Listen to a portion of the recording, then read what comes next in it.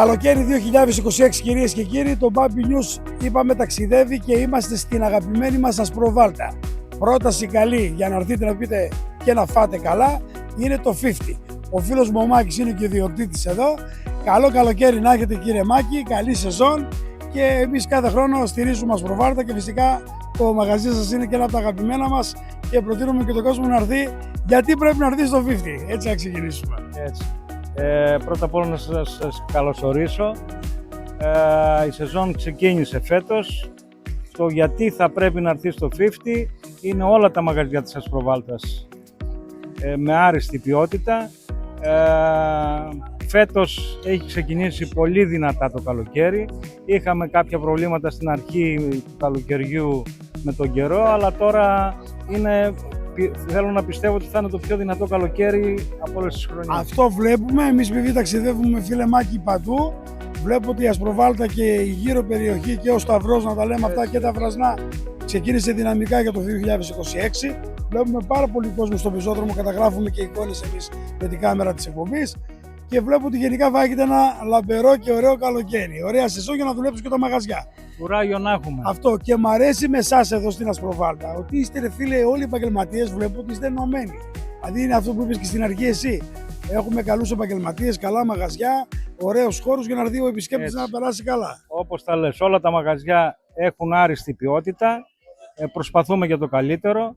Ο κόσμος που έρχεται εδώ, όπως γνωρίζετε, είναι κυρίως Βαλκάνοι.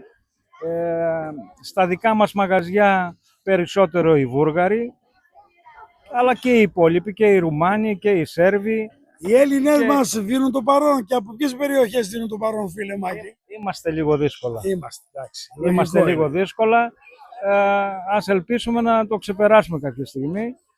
Αλλά όσον αφορά τα μαγαζιά μας είναι αυτό που είπα, ότι είναι κυρίως Βαλκάνοι. Οι Βαλκάνοι. Που σημαίνει, τώρα δεν ξέρω και οικονομικά πώς στέκονται οι Βαλκάνοι, γενικότερα εξοδεύουν ή είναι κρατημένοι? Είναι πάρα πολύ καλοί. Αυτοί που ανέφερα δηλαδή είναι άνθρωποι που βγαίνουν σε αυτά τα μαγαζιά και το πορτοφόλι τους είναι πάρα πολύ καλό. Είναι καλό.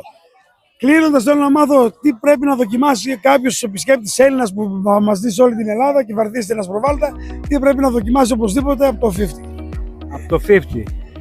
Τα υπέροχα ψάρια μας, πάντα φρέσκα. Ο συνεργάτης μου ασχολείται με αυτό. Τα ψάρια έρχονται καθημερινά.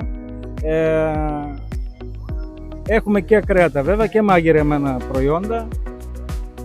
Όλα μας τα προϊόντα είναι άριστα. Προσπαθούμε για το καλύτερο. Για το καλύτερο. Και όπως βλέπω ότι έχετε επενδύσει και πολύ ωραία στην παραλία, που έχουμε πολύ ωραίες ξαπλώστρες που θα δείξουμε και σχετικά πλάνα, κυρίες και κύριοι. Που σημαίνει το πρωί έρχεσαι, κάνεις τον μπανάκι σου, πίνεις το καφέ σου, έτσι, το πρωινό σου. Δεν φεύγει κανείς. Και δεν φεύγει. Είναι μέχρι το βράδυ εδώ. Το πρωί μέχρι το βράδυ. Έτσι. Αυτό είναι καλό. Πολύ την αγαπάω την Ασπροβάλτα, ειλικρινά σας λέω, γιατί με ηρεμεί όλο αυτό το κλίμα. Το ξέρω και μας στηρίζετε κάθε χρόνο. Εσείς ασχολείστε και με την αυτοδιοίκηση εδώ. Είναι καλά τα πράγματα, κυλούν ωραία τα πράγματα εδώ γενικότερα. Θέλω να πιστεύω ότι προσέχουν την Ασπροβάλτα οι τοπικοί άρχοντες. Προσέχουν όσο μπορούν. Ή να μην πούμε κάτι παραπάνω σε αυτό το θέμα, αλλά πιστεύω ότι κάνουν προσπάθεια όλοι. Και η αντιπολίτευση και η συμπολίτευση. Μην ανησυχείτε, σε 1,5 χρόνο, σε εκλογές έχουμε. Δεν ξέρω αν ασχοληθείτε ξανά με τα κοινά. Αλλά τέτοιοι ανθρώποι σαν και εσάς είναι καλό να δίνετε το παρόν στα αυτοδιοικητικά. Μεγαλώνουμε κιόλας. Εντάξει, φίλε Μάκη, αλλά άνθρωποι που αγαπάνε τον τόπο τους πρέπει να είναι μπροστινοί για την περιοχή τους. Έτσι δεν είναι? Να είστε καλά. Να είστε καλά, καλό καλοκαίρι εδώ από το 50 στην Ασπροβάλτα.